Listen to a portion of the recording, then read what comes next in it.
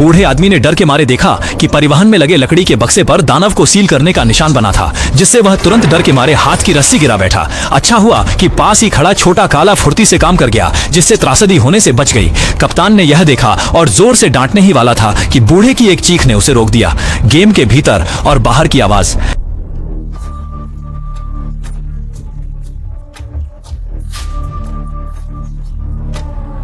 बूढ़ा आदमी यह कहकर तुरंत घाट से चला गया, बिना यह जाने कि इससे वह एक मुसीबत से बच गया। जैसे ही एक आवाज आई, रात का अंधेरा छा गया और मालवाहक जहाज पहले से ही विशाल समुद्र में प्रवेश कर चुका था। वहीं उस भयानक मालवाहक गृह की गहराई में दानव की निशानी वाला लकड़ी का बक्सा अचानक हरकत करने लगा।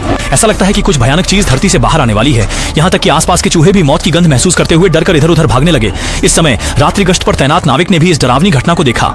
डेक पर न जाने कब एक विशाल छेद दिखाई दिया। जब वह सावधानी से आगे जाकर देखने लगा तो उसने देखा कि सीढ़ियों के नीचे की छाया में एक काली आकृति झुकी हुई थी। रात में गश्त कर रहे नाविक ने डर के मारे देखा कि डेक पर न जाने कब एक विशाल छेद दिखाई दिया। जब वह सावधानी से आगे जाकर देखने लगा तो उसने देखा कि अंधेरे कोने में एक काली आकृति झुकी हुई थी। यह देखकर नाविक ने कमर से खंजर निकाल लिया और जैसे ही वह आगे बढ़ने की कोशिश कर रहा था, काली आकृति अचानक छलांग लगाकर उसके गले को चीर दिया और लालची होकर उसका सारा खून चूस लिया। इसके 同时饲养员也察觉到了不对劲，当他匆忙赶到仓库时，眼前的景象让他不寒而栗。精心喂养的价钱全部倒在劳谢钵之中，脖子处赫然留着一个骇人的打洞。船舱的众人的至此时候也被震两得不知所措，而小黑却毫不知情。他正寻找奇怪的异象，一路来到地下室。很快，一个屠队引起了他的主意。当他仔细的查探时，不牢里面突然钻出一个浑身颤抖的女人。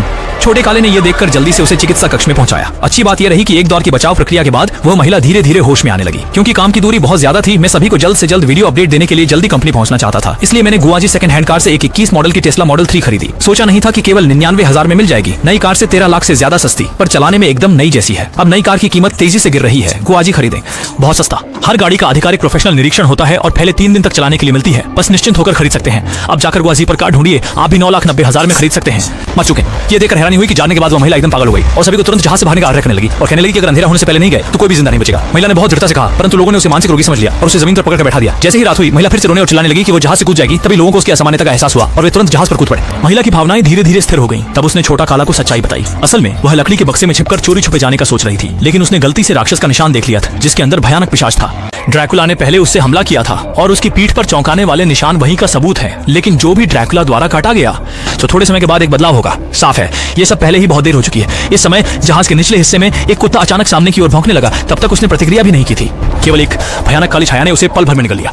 जब तक नाविक शोर सुनकर वहां पहुंचे, तब तक कुत्ता पहले ही एक सूखी लाश में बदल चुका था। हालांकि जो बात सभी को और अधिक भयभीत करती थी वह ये थी कि मालवाहक जहाज एक बार फिर खराब मौसम में फंस गया। दो नाविक जल्दी से जहाज के ढांचे की जांच करने के लिए डेक पर पहुंचे, लेकिन उन्हें पता नहीं था कि मौत चुपचाप करीब आ रही थी। एक साथी को वो परकेंद्रित होते देखने के बाद डरे हुए नाविक जल्दी से पोत के मस्तूल पर चढ़ गए, लेकिन फिर भी वह राक्षस के पंजों से नहीं बच सके। जल्द ही काटकर मारे गए नाविक का रूपांतरण हो गया और वह लड़खड़ाते हुए जहाज के केबिन में शिकार की तलाश करने लगा और कप्तान का बेटा दुर्भाग्य से उसका निशाना बन गया। अच्छा हुआ संकट, लड़का बंधन से मुक्त हो गया और घबराते हुए एक गुप्त कमरे में छिप गया। कप्तान और अन्य नाविक वहां पहुंचे और पहले से ही बदल चुके नाविक को सफलतापूर्वक काबू में किया। लड़के ने सोचा कि वह बच गया है, लेकिन जैसे ही उसने सिर उठाया, उसने डर के साथ देखा कि वह राक्षस उसे घूर रहा था। बूढ़े कप्तान ने देखा कि पहले से मृत लड़का शायद हिला है, इसलिए उसने लोगों के रोकने की परवाह किए बिना सामने के कफन को फाड़ दिया। यह देखकर आश्चर्य हुआ कि लड़के ने सच में अपनी आंखें खोल दी और कप्तान की बांह पकड़ ली। जब सूरज की रोशनी उस पर पड़ी तो वह तुरंत आग की लपटों में घिर गया और लड़के को निगलते हुए कप्तान को भी झुलसा दिया। गनीमत रही कि संकट के समय डेक पर मौजूद सभी लोग आग में घिरे लड़के को तेजी से समुद्र में धकेलने में सफल रहे, जिससे कप्तान बच गया। 面对隐藏在暗处的吸血鬼的古拉，大家意识到不能在货船上停留，于是他们决定赶紧逃命。